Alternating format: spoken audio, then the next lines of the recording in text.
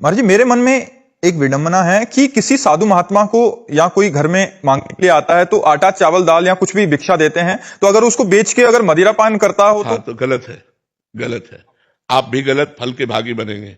इसीलिए हम प्रायः सबसे प्रार्थना करते हैं, कोई मांगने आता है, कुछ संत ऐसे हैं जो आटा मांग लाते हैं, 15 दिन के लिए अपना बनाया खाया, फिर 15 दिन के लिए मांग लाते हैं। ऐसे है हमारे ब्रजमंडल में संत जो आटा को चून कहते हैं, और चुटकी मतलब इतना आटा ऐसे वो 10, 15, 20 घरों से मांग लिया, 2-4 किलो हो गए, वो भजन करते हैं। तो हमें लगता है कि अगर हमारे घर कोई मतलब मांगने आए तो हमें प्रार्थना करनी चाहिए कि आप बैठकर रोटी दाल भर पेट चाय पा लीजिए, या आपकी इच्छा है तो 2 रोटी ले लीजिए, और ऐसी प्रार्थना कर देनी चाहिए। अन्न है, रुपया है, बहुत देख समझ के देना चाहिए। अगर बोले तुम्हें श्राप लगेगा, अगर इतनी सामर्थ्य होती तो घर घर भटकते काहे को? श्राप और वरदान देने की सामर्थ्य होती तो दरवाजों पे भटकना नहीं होता, समझते हो? काफी सारे ऐसे हैं कि वो पैसे मांगते हैं कि 500 रुपया दे दो हमें। घोड़ पाखंडी होते हैं जो ऐसा कहते हैं। ये वृंदावन में दर्शन होते हैं, किसी ने एकदम से आपसे शब्द बोला, मतलब कि अगर नहीं करोगे तो ये आपके साथ कष्ट होगा, और जीवन में उसी अगले साल हमारे नया पुत्र हुआ तो उससे बहुत पीड़ा हुई, तो हम लोग को लगा कि हम नहीं, ऐसा कभी नहीं। वो संयोग है, देखो वो संयोग है कि आपका प्रारब्ध बुरा आ गया और आपको लगा कि उस महात्मा ने कह दिया तो ऐसा हो गया। बिल्कुल कदापि नहीं, ऐसा कदापि नहीं। वो बुरा प्रारब्ध आना ही था, उसके लिए महात्मा का कोई उसमें वाक्य नहीं है।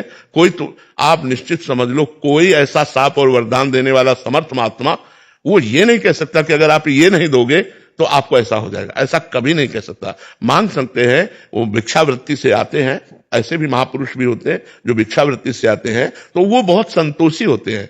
अगर आप ना कह दीजिए तो अच्छा बेटा, वो चले जाएंगे, क्योंकि वो इतनी क्षमता प्राप्त कर चुके हैं। और जो ये कि हम तुम्हारा अहित हो जाएगा, तो ऐसा नहीं, ऐसा कोई नहीं तुम्हारा अहित नहीं कर सकता। ये हम तुमसे वादा करते हैं, क्योंकि इतनी सामर्थ्य उसमें नहीं है कि वो तुम्हारा अहित कर सके। हाँ, रोटी दाल पालो, आप ठंडी लग रही है, आपके पास कपड़ा नहीं, तो लो हमारी जैकेट ले लो, पहन लो। आप अगर बीमार हो तो चलो मैं औषधि दिला दूं तुम्हें। इतनी सेवा तो हम कर सकते हैं। इसके आगे रुपया हमें जहां देना है वहां बहुत होश में देना है, और ये बेच लेगा इसको भी बहुत होश में देना है, क्योंकि वो शराब पीता है, मांस खाता है, तो उसके भागीदार हम भी तो बनते हैं ना। इसलिए दान सुपात्र को देना चाहिए। शास्त्रों में वर्णन आता है, दान को सुपात्र को देना चाहिए, कुपात्र को नहीं देना चाहिए। और प्रायः जो अच्छे संत होते हैं जो भगवान में अपने जीवन को, तो जिससे हम लोग मांग के खाए हैं, आदेश है शास्त्रों का, आचार्यों का आदेश है भिक्षावृत्ति करे, उससे अभिमान नष्ट होता है। 5 घरों में जाके 1-1 रोटी 2-2 रोटी मांग ली, अपना दिन भर के लिए भोजन ले आए और चला। और जैसे आटा मान लो गुरुजी हमारे स्वयं बनाते थे, बना के लाल लाल को भोग लगा के पवाते थे, तो उनके लिए जैसे गांव में गए, आटा मांग लाए 2-2.5 किलो 3 किलो 4 किलो जो मिला, वो 8-10 दिन 15 दिन जो चला, फिर मांग लाए जाके। तो कुछ ऐसे संत हैं जो मांग करके आटा ले जाते हैं, वो पहचान हो जाती है। तो प्रायः प्रार्थना कर दे कि हमारे यहाँ से बना हुआ भोजन मिल सकता है, आपको लेना हो ले लीजिए, आप बैठ कर पा लीजिए, नहीं तो फिर और ले लीजिए।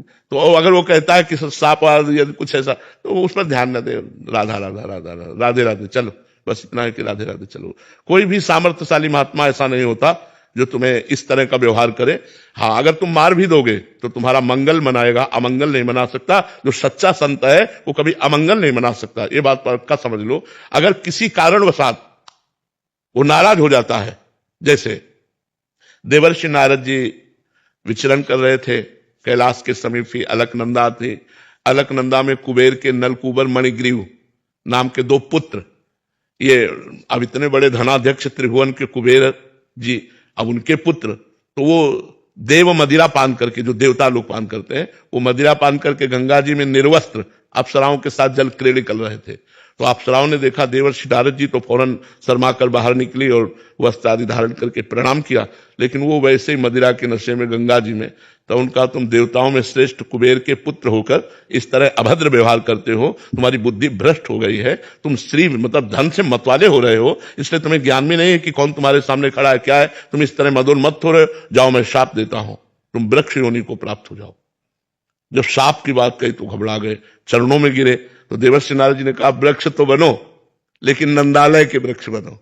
तो नंद भवन के सामने यमला अर्जुन नाम के वृक्ष के रूप में ये दोनों भाई वहां प्रकट हुए। और भगवान की जब उखल बंधन लीला हुई, तो उखल बंधन से भगवान उखल को घसीटते हुए इन दोनों वृक्षों के बीच में आए और झटका मारा, दोनों वृक्ष उखड़ गए और दोनों अपने स्वरूप को प्राप्त हुए। तो देखो, कहां मदिरा पिए निर्वस्त्र गंगा जी में खड़े और कहां देवर्ष की हम श्राप कहे या कृपा कहे, कृपा कहेंगे। साप रूप से कृपा देकर भगवत साक्षात्कार करवा दिया, श्री कृष्ण चंद्रजू का दर्शन और स्पर्श प्राप्त हुआ नलकुबर मणिग्रीव को और पुनः अपने स्वरूप को प्राप्त हुए।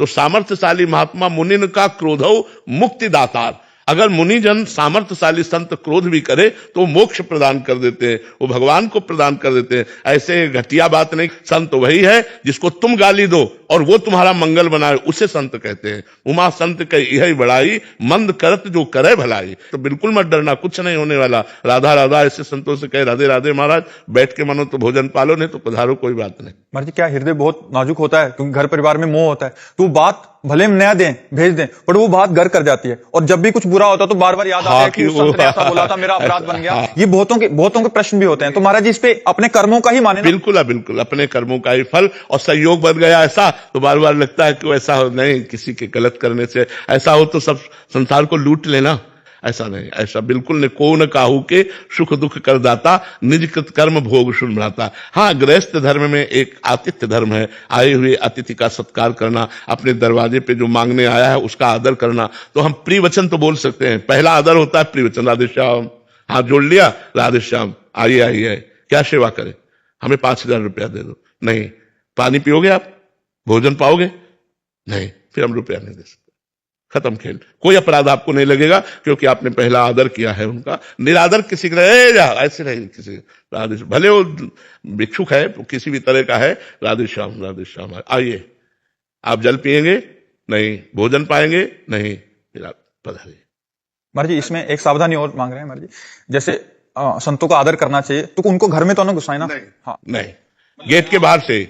पता नहीं वो संत है या असंत है, संत है या असंत है, हमें तो पता नहीं है, तो हम दोनों का आदर करते हैं क्योंकि हमें पता नहीं। पर गेट के बाहर, गेट के अंदर किसी को नहीं। भोजन भी पाना है तो आप गेट के बाहर बैठो, हम घर से ला करके देते हैं। और जो सच्चा संत होगा वो गेट के अंदर घुसेगा ही नहीं, क्योंकि आदेश होता है द्वार से भिक्षा मांगना। द्वार के अंदर घर में प्रवेश करने के लिए गुरुजन निषेध करते हैं कि किसी भी गृहस्थी के घर में प्रवेश मत करो, उसके दरवाजे पर जाकर राधे श्याम बोलो, जोर से आवाज बोलो, वो जो दे भिक्षा वो लेके चले आओ, ऐसा आदेश होता है।